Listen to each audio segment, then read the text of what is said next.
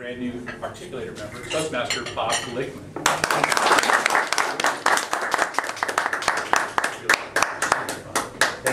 Thank you, Andy, and fellow Toastmasters.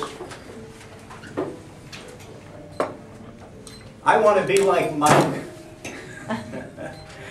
Well, haven't you at some time in your life found someone you admire for his accomplishments or her incredible skills, or being like that someone for the adventure, the fame, the fortune?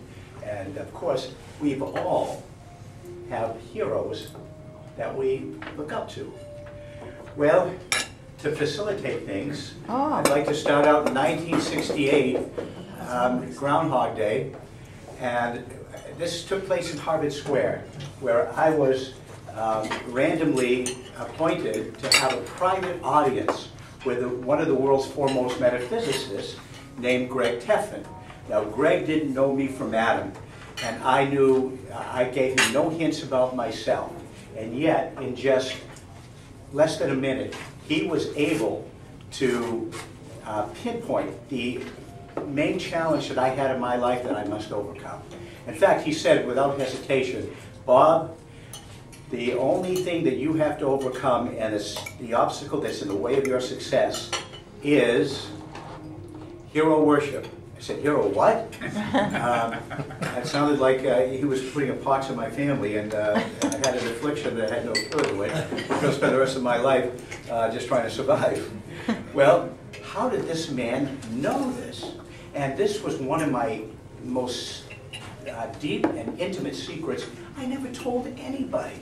In fact, the secret I didn't even understand myself, and yet here's this man who just put his hand on top of my hand, and he's explaining to me how this is going to affect my future and what I have to do in order to rectify that, to be successful.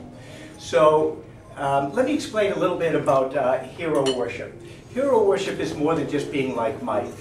Hero worship is, well, have you ever actually liked someone so much that you wanted to become that person? And you want to walk in his or her shoes and to think and talk and even laugh like that person. And you did this with an air of invincibility. So, I mean, how could JFK, Elvis, Paul Newman be anything other than brave, courageous, full of confidence, and oh yes, irresistible to the ladies? So my first hero on screen was Paul Newman. And I worked up my courage. Of course, that was easy to do if you were Paul Newman. And I asked the prettiest girl in high school for a date to see, of course, a Paul Newman flick. Well, I remember after the movie, I was not just escorting my date home.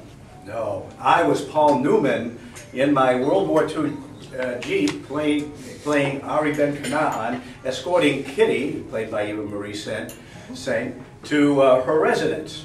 And boy, what a romantic sight that must have been.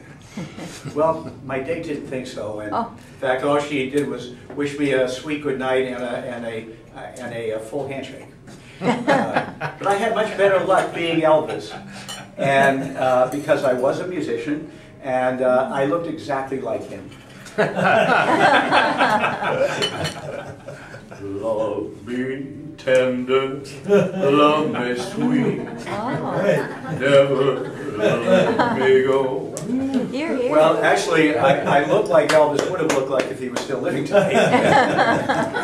But actually, I had, so I became the life of the party, and this defined my social life through high school, college, and graduate school. This was something where I became a pop entertainer, always in demand on weekend, and oh yes, those women. Step aside, Paul Newman. So actually, to enhance my career in entertainment, my next hero became someone that became so loved in the world that just a few words and you know who this is.